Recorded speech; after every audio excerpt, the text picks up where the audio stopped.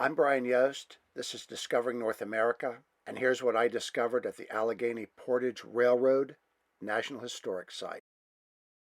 The National Park Service maintains a number of important historical sites throughout the United States.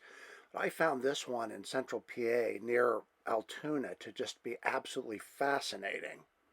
But before I tell you about the Allegheny Portage Railroad site, let me start with a little context. By the early 19th century, there were some 3.5 million people living in the Western Territories.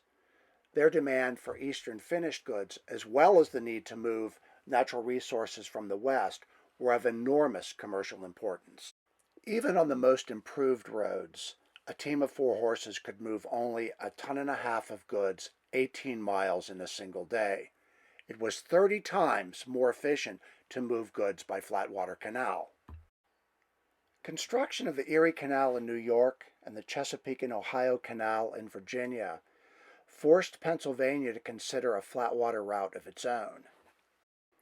The biggest challenge to the canal was moving goods through the Allegheny Mountains. This same obstacle had forced Virginia to terminate its canal in Cumberland, Maryland. Movement by rail was one possible solution. The issue was that steam engines of the day simply didn't have the power to move goods through the mountains. The solution, and what's being preserved at this National Historic Site, was a series of engine houses using steam engines to pull the boats up steep inclines and then lower them down the other side. To accomplish this, the engine houses basically used a series of pulleys and very thick rope to pull these rail cars through the mountains.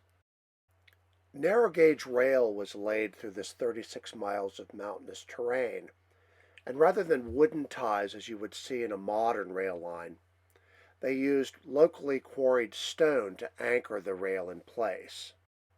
Because canal boats were too long to be loaded on rail cars, an additional innovation was required. A new sectional canal boat was developed to facilitate movement by rail. As you can imagine, in a system that relies on rope to pull rail cars up steep inclines, if the rope breaks, it could be catastrophic. So a braking system was added that would, in theory, prevent the cargo and passengers from plunging down the mountain. Upon completion, the Allegheny Portage Railroad was considered an engineering marvel. The movement of freight between Philadelphia and Pittsburg that had once taken over 3 weeks by wagon now required an average of only 4 days.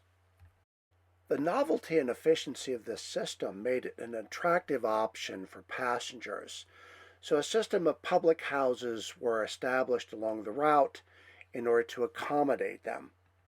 While waiting to continue their journey, men might pass the time with drink and games of cards. Women, on the other hand, were typically provided a more suitable waiting area. In 1854, after only 20 years of operation, the Allegheny Portage Railroad was rendered obsolete by expanded rail service. Today, however, you can still find remnants of that system spread throughout the mountains.